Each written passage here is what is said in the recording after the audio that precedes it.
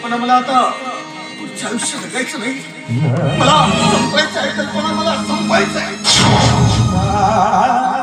अगं त्या महेशनं मला घराच्या बाहेर जाण्यासाठी धक्का दिलाय.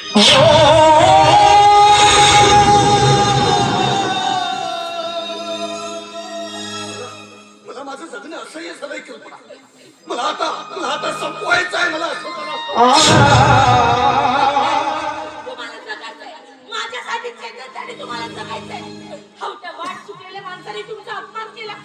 एवढं मनाला नाही, तुम्हाला जगायचंय. आमच्या सगळ्यासाठी तुम्हाला जगायचंय. होय दादा, तुला आमच्यासाठी जगायचंय. अरे तो अपमान केला म्हणून काय झालं? आम्ही आहोत तुझ्यासोबत. दादा, हा आपला संसार म्हणजे साधारण खेळ नव्हे, आटापाटाचा खेळ नव्हे. दादा, आपला संसार म्हणजे तो दगडात झेपवणारा जरूर.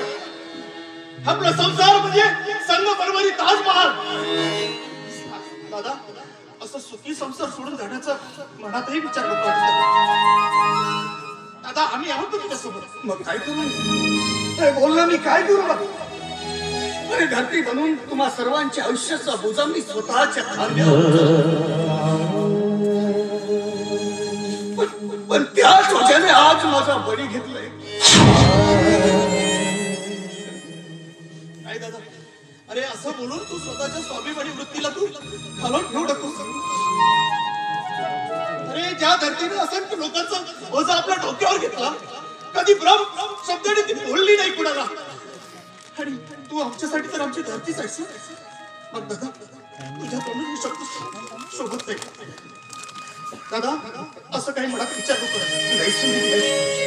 संदीप, आता तरी शक्य नाही आहे. होळी संपली तरी पण होळीतील लाकडांनी धुमसत चढत राहावं असं माझ्या आयुष्याचं झालंय.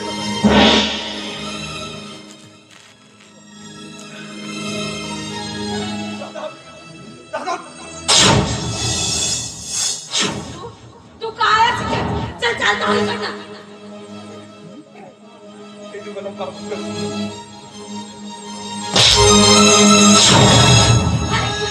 मला वहिनी म्हणतो. मला वहिनी म्हणण्याचा अधिकार तू गमावून बसलाय. अंधाराने झाकलेलं तुझ्या आयुष्याला आम्ही आमच्या आयुष्याच्या मशालीने तेजोमय केलं. पण त्यामध्ये तू आम्हाला काय दिलं सांग ना. आता तुटलेली गेली तुझ्याकडे आसरा घेण्यासाठी वृक्ष म्हणून त्या वेळीला आसरा सुद्धा निघाला. त्याचा नेपलेलीचा अपमान केला, तिला दूर लोटला. अरे ज्या भावाने स्वतःच्या मुलाची पर्वा न करता तुझ्यासाठी तुझ्यासाठी आपल्या काळचा अंगाराचे गाव घेतले, त्या भावाने तू घराबाहेर काढलं.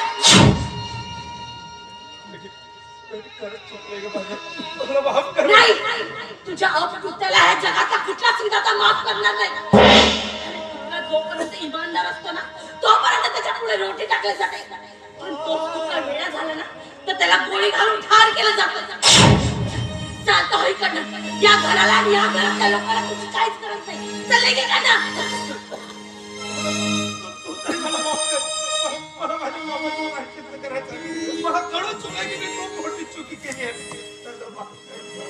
माफी आणि तुला अरे तुझ्यासारख्या स्वार्थी माणसाला माफी करणे अगोदर मी स्वतः आत्महत्या केलेली बरं. तुम्हाला माफी अरे पाठचा भाऊ म्हणून मी तुझ्यासाठी स्वतःला मृत्यूच्या शिडीवर अरे स्वतःच्या मुलाला ब्लड कॅन्सर असताना त्याच्या न करता तुझं भविष्य घडविलं. ही बात लग्नाची बहीण घरात असताना इथं आयुष्य बाजूला सारून तुला IPS अधिकाऱ्याच्या लायकीचा बनवलं. त्या बदल्यात तुला काही या सगळ्यांकडे तू काना डोळा केला. अरे स्वतःच्या बहिणीचं भविष्य सोडून स्वतःचा संसार वाढला, लग्न केला, स्वतःच्या अंगण सजवलं. पण या तुझं आयुष्य सजवणाऱ्या मोरक्यालाच हाच विसरला.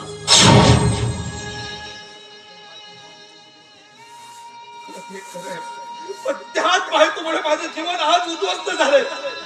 तिच्यावर मी पूर्ण विश्वास केला, तीच आज माझ्या आयुष्याला कलंक ठरली. ते स्मगलर निघाले आणि